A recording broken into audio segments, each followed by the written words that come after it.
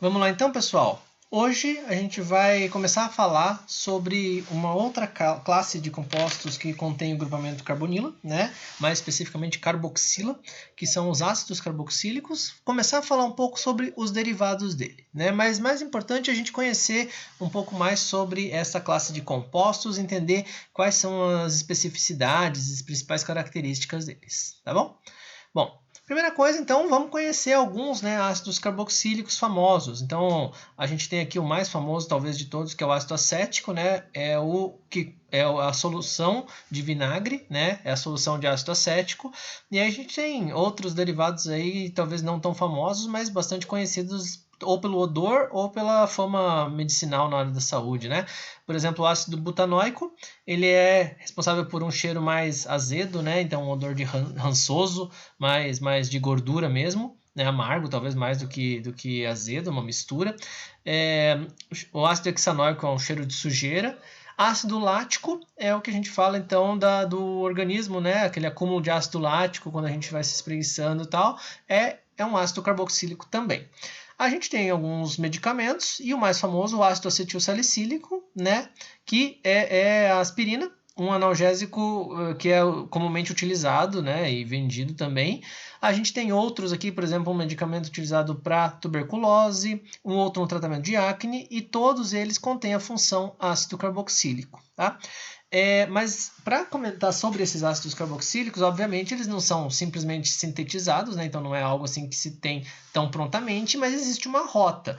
Então a gente vai estudar especificamente esse grupo para depois, quando a gente for juntar tudo, entender como que ele se insere neste local, neste momento aqui, tá? Quando a gente vai denominar os ácidos, a gente tem alguns nomes, mas eles são derivados das cadeias carbônicas, como a gente sempre fez. Então a primeira coisa é ácido propiônico, ácido butírico, ácido benzoico, tem uma derivação talvez um pouco mais clara, né? De onde que vem? Então, 4 carbonos, but, né? Ácido butírico, então tem 4 carbonos. Agora, aqui a gente fala em ácido acético, ácido fórmico, vocês vão falar, ué, mas não é etanóico ou metanóico? Pode ser, tá? Ácido etanóico, ácido metanóico. O que a gente pode observar aqui é que fórmico e acético são nomes já que chamados de nomes vulgares, né? Mas são nomes comerciais. Não comerciais registrados, mas comerciais que a gente encontra em produtos comerciais. Ácido acético vem de azedo, né? Então sabor azedo, que é associado ao vinagre, e ácido fórmico vem da formiga mesmo, que é o ácido liberado na picada da formiga, né? Então, que é o ácido que faz arder, que faz coçar e tudo mais, que reage com o nosso organismo, beleza? Bom, qual é a estrutura geral de um ácido carboxílico? Primeiro, nós estamos falando de um grupamento que a gente já viu, C-O. E essa estrutura vai atender a uma planaridade como qualquer outra que a gente já comentou também, né? Então, esse carbono sp2 vai fazer com que exista essa planaridade aqui no grupamento funcional ácido carboxílico. Não quer dizer que todo o ácido é planar, tá? Quer dizer que esse grupamento aqui, essa parte, né, essa tríade formada aqui, ela tem uma planaridade. Só que essa planaridade vai, se a gente for detalhar um pouco mais, a gente vai perceber que quando duas moléculas de ácido carboxílico interagem entre si, eu tenho um átomo eletronegativo, hidrogênio, um outro átomo eletronegativo. Como é que é o nome disso aqui? É a nossa ligação de hidrogênio, que é das interações intermoleculares a mais forte.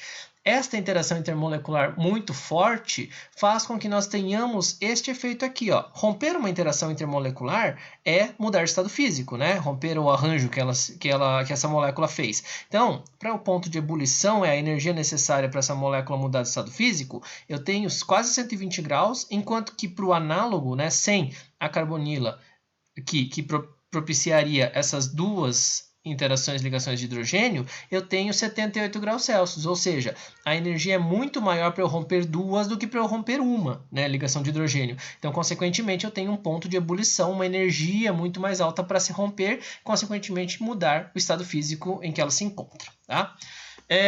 Como é um ácido, obviamente, né, vai reagir facilmente com uma base. Então, se a gente observar aqui, a gente tem a abstração desse hidrogênio na forma de próton e esse par de elétrons sobre o oxigênio, por exemplo, com hidróxido de sódio, né, uma base forte, e formando o sal do carboxilato, né, o sal correspondente. Sal porque agora a interação aqui é iônica, né?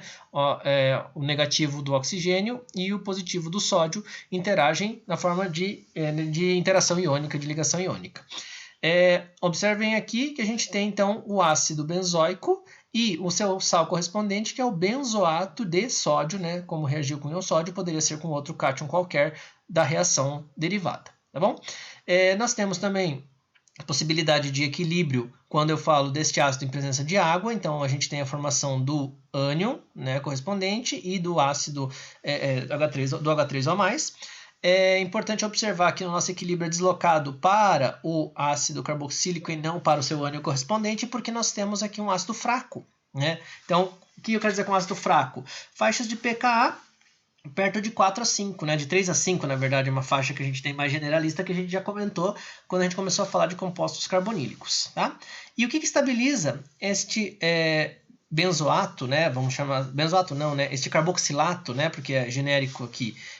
Este carboxilato ele é estabilizado por ressonância. Olha as estruturas de ressonância aqui. E se a gente girar esta, a gente vê que as duas são iguais, né? Então, a gente tem aí uma estabilização sem propensão de um ou outro oxigênio, né? A carga está distribuída entre os dois oxigênios. Então, a gente tem um híbrido aí com uma simetria também, que a densidade negativa está nos dois oxigênios, tá? Isso é mostrado aqui nessa densidade, né? Nessa curva de densidade aqui de cargas, onde a gente tem, ó, uma simetria, porque a carga negativa se distribui entre oxigênio e oxigênio aqui, sem diferenciar algum deles. Tudo bem?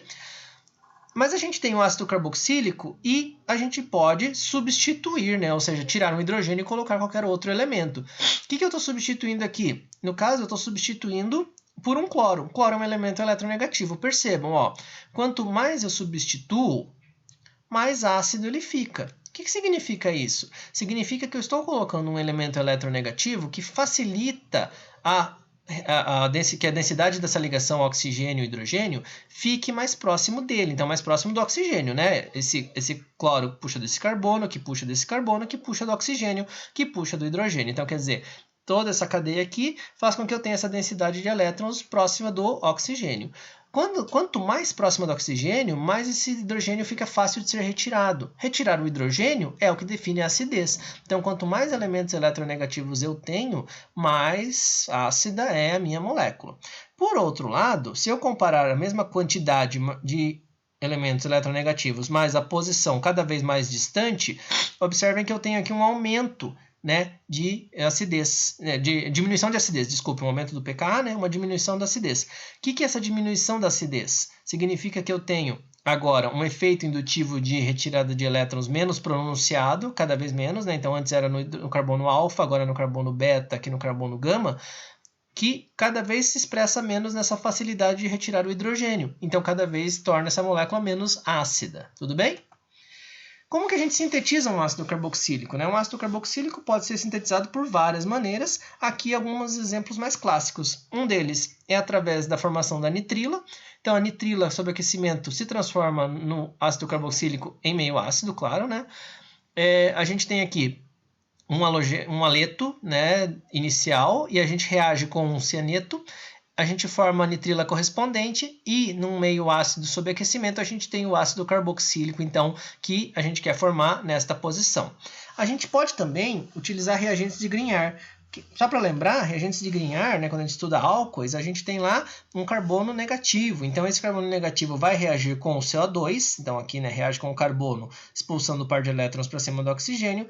E no meio ácido, a gente tem, então, a protonação e formação do ácido carboxílico correspondente. Tá?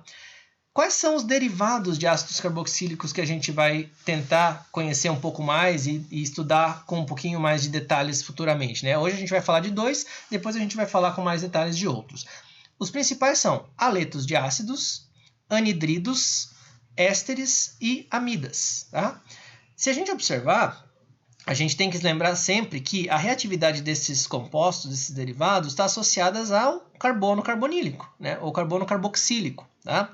Se a gente tem esses carbonos aqui destacados, a gente tem uma reatividade onde esse ataque, né, o ataque a este carbono, tem que ser pronunciado para que a reatividade seja aumentada. Ora, se o cloro retira a densidade eletrônica e a gente sabe que este carbono já é delta+, consequentemente, ele é o mais reativo. E aí a gente vai chegando até o menos reativo, que é a amida, tá? Que a amida, para nós aqui, vai ser o menos reativo nesse sentido, né, de ataque à carbonila. Como é que ocorre, ou qual é a reação mais importante que a gente precisa destacar nesse momento? É a substituição nucleofílica acílica. Tá? Todos os nomes a gente já viu. Substituição nucleofílica e acílica de grupamento acil. Né? A gente falou bastante de acilação. Né? Então, basicamente é um nucleófilo atacando a carbonila, jogando o par de elétrons para cima do oxigênio. Esse par de elétrons vai voltar e vai expulsar o meu grupo inicial, que é o nosso grupo de saída, ou grupo abandonador, ficando ligado ao nucleófilo. Observem que eu preciso ter um bom nucleófilo, né? Este nucleófilo bom vai fazer esse ataque e vai ser substituído, né, aqui nesta posição, vai expulsar esse grupo abandonador. Só que para essa substituição acontecer, como está mostrado aqui, eu tenho alguns detalhes. Primeiro, precisa existir esse intermediário tetraédrico, né? Então eu preciso que tenha essa espécie formada, mostrando que o mecanismo não é um mecanismo concertado, como a gente via, por exemplo, em SN2. E a gente tem também, no retorno desse par de elétrons, que ter este grupamento que estava ligado inicialmente como bom grupo de saída, ou seja, que ele tenha uma baixa energia sozinho, né? Que ele saia com facilidade. Senão eu vou expulsar o mesmo grupo que entrou, e não vou fazer a substituição, vou ter o nosso reagente aqui inicial formado novamente, tá? Só para dar uma iniciada no que a gente vai falar, para a gente formar alguns desses derivados, a gente tem, por exemplo, do ácido carboxílico, a formação do cloreto do ácido, né? E o cloreto do ácido, através da metodologia clássica, que é com cloreto de tionila, através do mecanismo mostrado aqui, né? Depois para vocês darem uma olhada, né? Ele é simples de entender, ele está bem desenhado aqui para nós, mas ele é um composto que é super versátil e vai permitir que a gente forme, por exemplo, ésteres, amidas, né, das mais derivadas que a gente queira, álcoois correspondentes, aldeídos, cetona. Então, dependendo do que a gente tiver, o cloreto do ácido vai ser versátil para que a gente possa efetivamente transformar o nosso carbono carbonílico aqui, o carbono carboxílico, em outros sítios, né, de derivados. A gente tem também uma classe, que é a classe dos anidridos, onde a gente tem, além do, como o cloreto era grupo de saída no cloreto de ácido, a gente tem aqui um grupo também como grupo de saída, né, que é este carboxilato aqui. Observe, o ataque nucleofílico para substituição, para a formação dele, é feito pelo cloreto, onde eu tenho esta espécie aqui, né, o carboxilato qualquer como nucleófilo, o ataque nucleofílico no carbono, a formação da espécie tetraédrica, e quem sai é o meu cloreto, formando então o anidrido. O anidrido, ele tem dois grupamentos, tá? E aí vai depender, se eu tiver simétrico, tanto faz o lado. Se eu não tiver simétrico, eu vou ter que entender a reatividade de cada um deles, tá? Para quê? Para formar de novo uma imensa versatilidade de compostos. Então, tão reativo, né? Tão versátil, tão reativo, mas tão versátil quanto cloreto de ácido. Então, a gente pode brincar muito com essas estruturas. Beleza? Galera, qualquer coisa, mandem dúvidas.